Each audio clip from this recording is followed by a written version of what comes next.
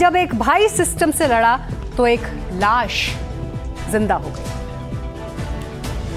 मेरे सामने ये माइक लगा है, माइक जो ये इंश्योर करता है कि बात सुनी जाए, बात दूर तक जाए, अंतिम पंक्ति में बैठा व्यक्ति भी सुन पाए। लेकिन चलिए आज इस ऑर्डर को थोड़ा रिवर्स करते हैं। आज इस माइक से मैं आपसे पूछती हूं कि क्या अंतिम पंक्ति पर बैठे व्यक्ति को हम सुन रहे हैं?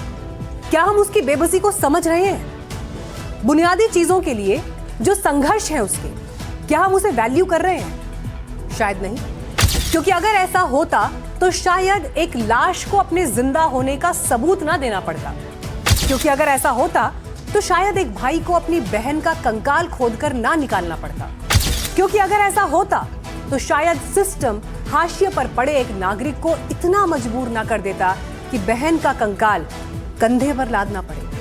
आज पूरा सोशल मीडिया भरा हुआ है ओडिशा से आए इस वीडियो से। टीवी पर हमारी मजबूरी है कि हम आपको ये वीडियो बिना ब्लर किए हुए नहीं दिखा सकते। विचलित करने वाली तस्वीरों पर हमें गाइडलाइंस फॉलो करनी होती है। लेकिन मैं कहती हूं कि आज पूरे देश को विचलित होना चाहिए, सिस्टम को विचलित होना चाहिए, सरकार को विचलित होना चाहिए, सबको विचलित होना चाहिए। बैंक से अपने हक के पाई पाई जोड़कर जमा किया हुआ अपना ही पैसा निकालना है और उससे जुड़ा कागज आपके पास नहीं है, सबूत आपके पास नहीं है, तो क्या आपको इतना लाचार बना दिया जाएगा कि आपको अपनी बहन का कंकाल खोदकर निकालना पड़े? आपको पता है कि अगर इस पूरी घटना में कोई विचलित नहीं हुआ है तो वो है जीतू मुंडा। धूप से तपी हुई काया, बदन के निचले हिस्से को ढकता एक मैला कुचैला कपड़ा, नंगे पैर, बस एक धुन में ये शख्स चला जा रहा है, चला जा रहा है। ना ये थकता है, ना दुखता है, ना रोता है, ना चीखता है, ना चिल्ला रहा है, ना किसी से लड़ रहा है, ना किसी से भिड़ रहा है, ना किसी से कुछ कह रहा है और ना किसी के मोबाइल में विजुअल के रूप में रिकॉर्ड होने की इसे चिंता है। ना देश की नेशनल हेडलाइन बन जाने का कोई इंपैक्ट है। जीतू मुंडा शांत है, सिर्फ शांत। साधना करके साधक शून्य अवस्था को प्राप्त करते हैं, लेकिन जीतू उस शून्य में है जहां उसने अपनी नियति को स्वीकार कर लिया है। उसने मान लिया यही उसका जीवन है। उसके कंधों पर जीवन का सबसे बड़ा बोझ है, क्योंकि भारत में तो यूं भी भाई के कंधों पर बहन की डोली सजती है और उन्हीं कंधों पर बहन की लाश, माफ करिए लाश नहीं है, लाश भी नहीं है, ये तो कंकाल है और इसे खुद जीतू ने ही खोद कर निकाला है। सोचिए आप, ये बोझ कितना भारी होगा, शायद जीवन से भी भारी।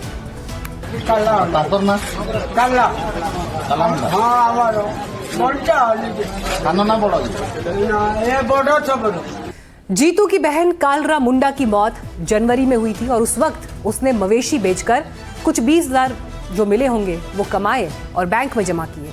वही रकम निकालने जीतू ओडिशा ग्रामीण बैंक गया, लेकिन डेथ सर्टिफिकेट और जरूरी कागज न होने की वजह से वो रकम निकाल नहीं पाया।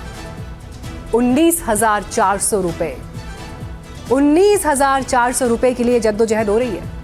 19,000 रुपए जीतू के लिए क्या होंगे ये समझना कोई रॉकेट साइंस नहीं है। लेकिन रॉकेट साइंस ये भी नहीं है कि अगर एक व्यक्ति के पास कागज नहीं, वो मजबूरियों में घिरा है, हाशिए पर पड़ा है, पढ़ा लिखा नहीं है, नहीं समझ पा रहा बैंक के नियम, नहीं प्रेजेंट कर पा रहा बैंक में दिए जाने वाले कागज, तो क्या उसे उसके हक से वंचित कर दिया जाएगा?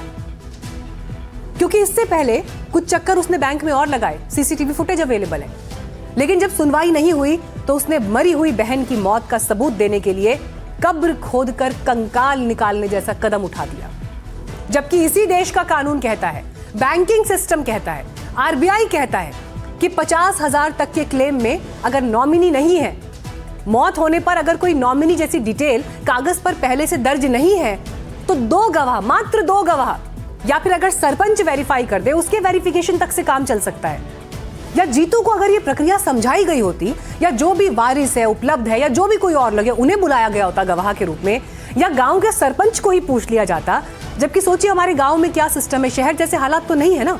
लोग एक दूसरे को चेहरे से पहचानते हैं, परिवारों के हिसाब से जानते हैं, तो कोई ना कोई तो होता जो कंफर्म कर देता। और फिर यहां तो मामला मौत का था, लेकिन इन सब के लिए लगना था एफर्ट, एक सॉल्यूशन ओरिएंटेड अप्रोच लगनी थी। बैंक का काम पैसा जमा करने वालों को सर्व करना भी है, इस संवेदनशीलता के साथ काम करना था। लेकिन ये सब हुआ नहीं, क्योंकि इंसानियत भी अब रेयर हो चली है।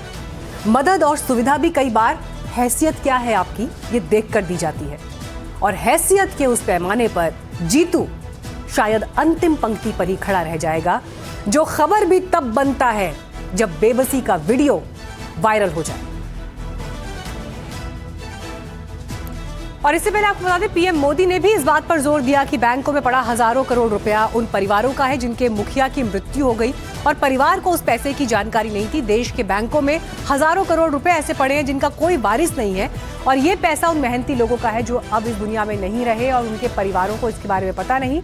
तो हमारी सरकार ने तय किया है कि हम ये पैसा उन परिवारों को वापस करेंगे जिनके हक का ये पैसा है। ये देश के प्रधानमंत्री का स्टेटमेंट है, लेकिन जमीन पर क्या हो रहा है आप देखिए।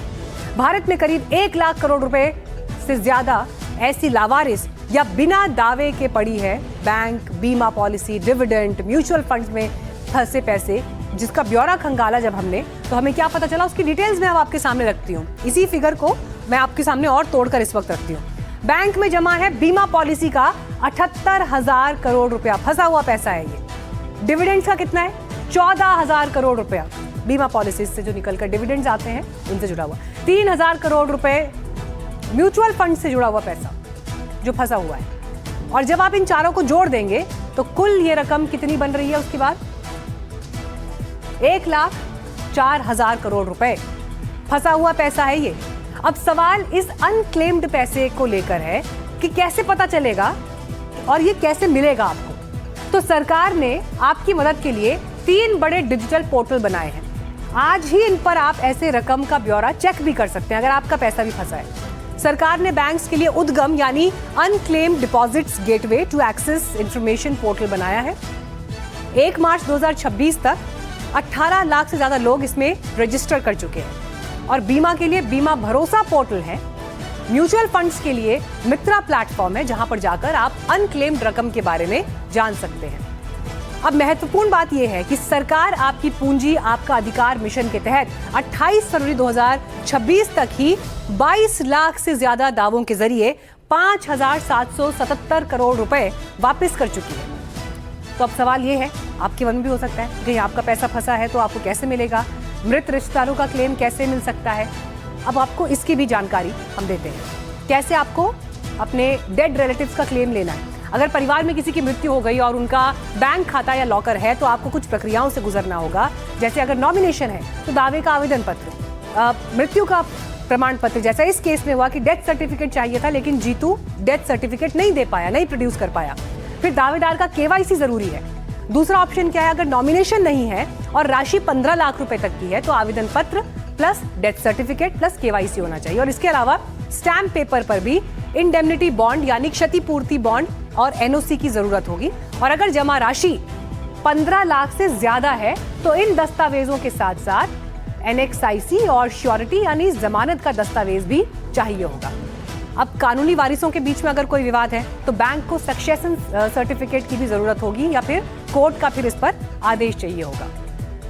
बैंक, बीमा, म्यूचुअल फंड, शेयर मार्केट और पेंशन्स, इनके अंदर अनक्लेम्ड मनी को देखते हुए सरकार ने ये तय किया कि आपकी पूंजी आपका अधिकार के तहत ये पैसा जनता तक पहुंचे। इसके लिए अलग अलग पोर्टल बनाए गए ताकि लोग वहां अपना रजिस्टर करवा के और अपने प्रियजनों की जो अनक्लेम्ड मनी है उसके बारे में पता कर सकें और उसको क्लेम कर सकें। जैसे बैंक है, उद्गम के नाम से पोर्टल है, और इंश्योरेंस के लिए बीमा भरोसा है, म्यूचुअल फंड के लिए सेबी मित्रा है, पेंशन के लिए भी पीएफ आरडीए का पोर्टल है, शेयर्स के लिए आईईपीएफ का पोर्टल है,